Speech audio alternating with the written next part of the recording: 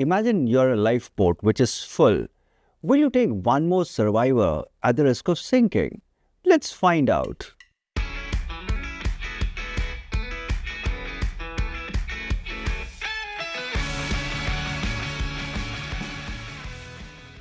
A country closes its borders, a boatload of refugees turn back at high seas, a country slashes aid to nations it once supported.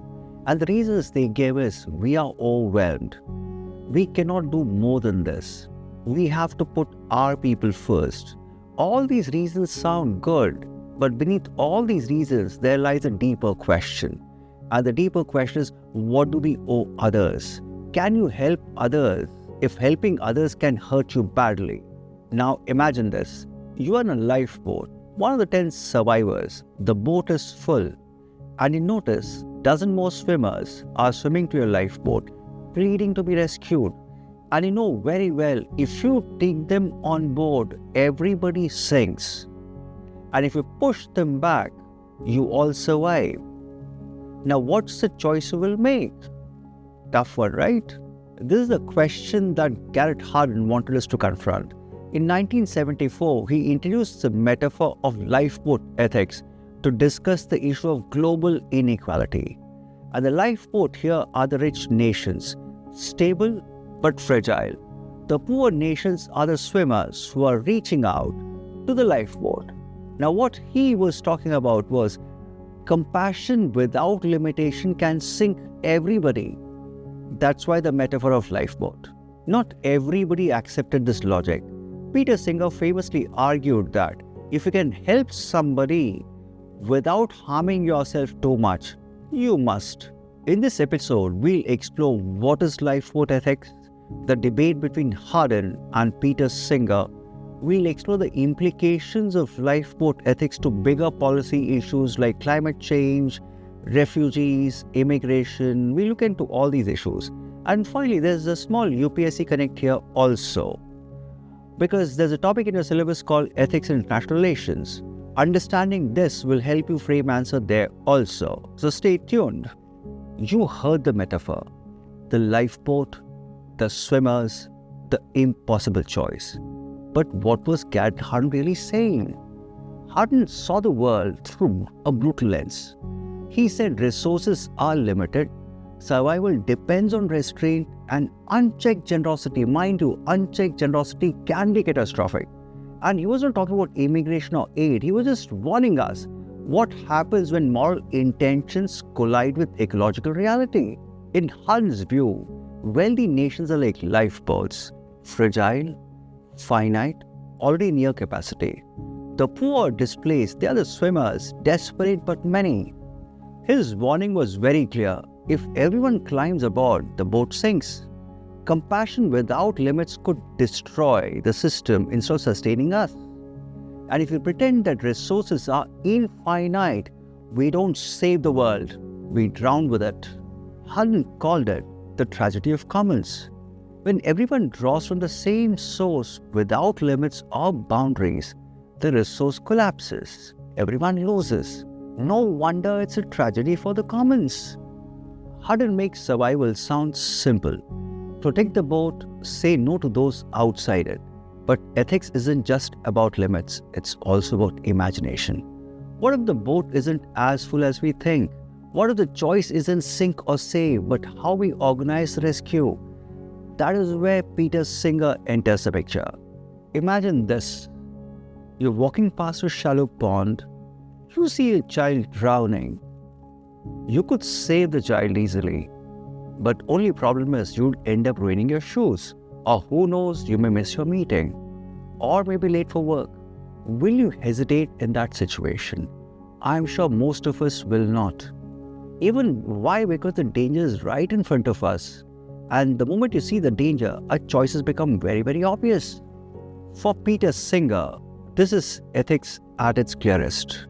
He famously said, if it's in our power to prevent something bad from happening, without sacrificing anything of comparable moral importance, we should do it.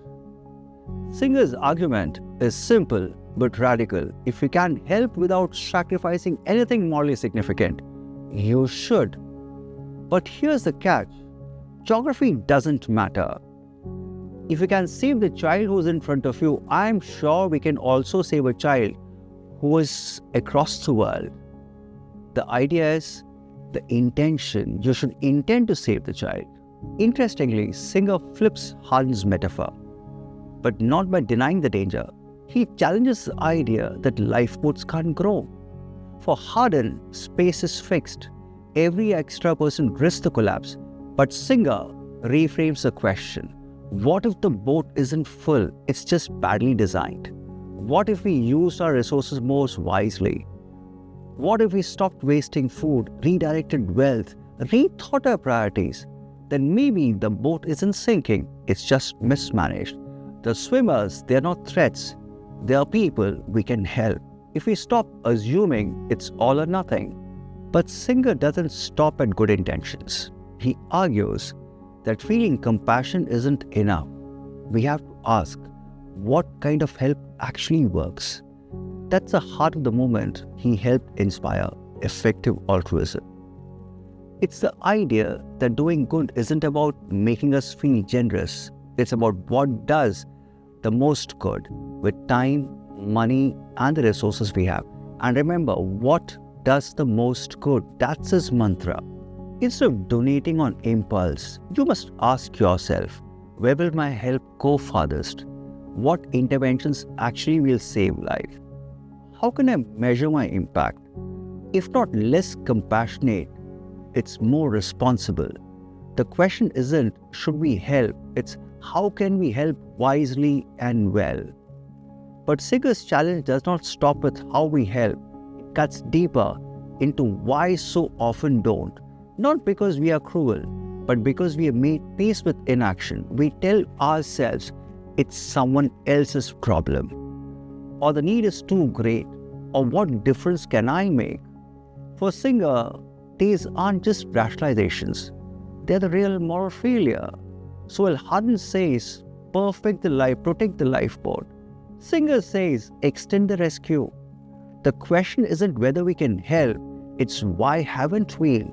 Lifeboat ethics isn't just a thought experiment. It has real-world applications. It shapes laws, informs budgets, defines whose suffering gets attention and whose doesn't. When we say we can't help everyone, resources are limited, we are not just stating facts, we are drawing boundaries around who counts. Consider the global refugee crisis. Every year, millions flee war, persecution, or climate collapse, risking everything to reach safer ground. But governments often respond in practical terms. We don't have room. We can't help everyone. We must protect our own. But these are just policy claims. They reflect a moral framework rooted in lifeboat logic. Our boat is full. Hardin's fear was that helping too many would sink everyone. And modern immigration policy assumes the same risk. That's why countries close border. Now that raises a very big question. Should compassion end at border, or our ethical responsibility extends to those outside, especially outside our borders, and their suffering is undeniable? Let's move on from refugee crisis to foreign aid. And foreign aid brings lifeboat reasoning into economic perspective. Hardin warned that aiding poor fosters dependence, that giving weakens the strong. Understand, giving weakens the strong. But this view of Hardin ignores history. Much of today's global inequality isn't accidental. It's inherited from earlier system of colonialism. Therefore, Singer would argue, this isn't about generosity, it's about justice. If our prosperity is built on global systems, don't we owe something back? When we debate whether to give, we are also deciding what kind of global community we are. A lifeboat or a shared economy? That's Peter Singer for you, shared economy. Climate change, the burning issue for time, puts lifeboat metaphor under real pressure. Those who have contributed least to global emissions suffer first and worst. Now the question is, do wealthier nations who have long benefited from polluting industry bear a special responsibility? Or do they retreat into lifeboat logic again, protecting resources, avoiding liability, closing ranks. Singer's argument applies here too. If we can prevent harm without unreasonable sacrifice, we must. And climate ethics, the greatest moral failure may not be denial, but delay.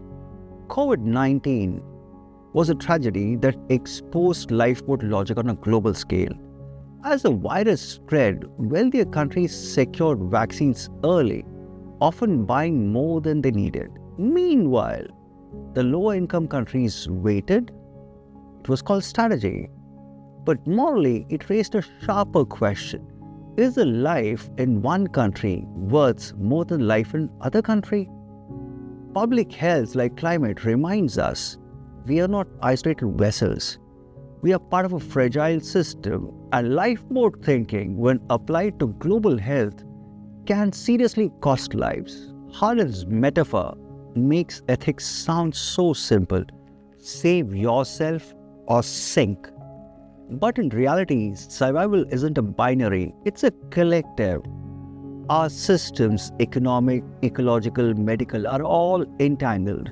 Borders may be real, but suffering doesn't respect borders. We're not floating in sea lifeboats. We are in one sea facing one storm, and pretending we are alone may be the most dangerous fiction of all.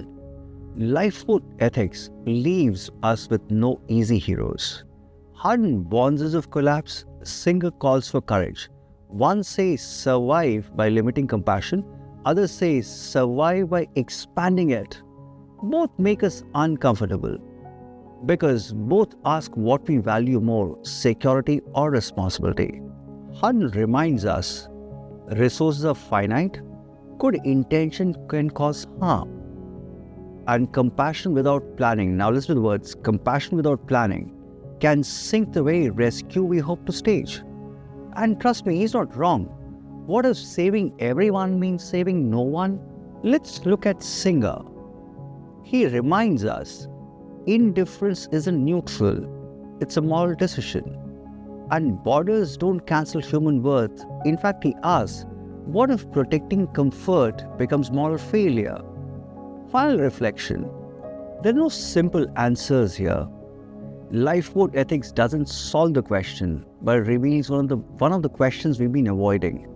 In a world of scarcity and suffering, whom do we leave behind? The boat may feel small, the ocean vast, but we still choose every single day whether to reach out or to look away.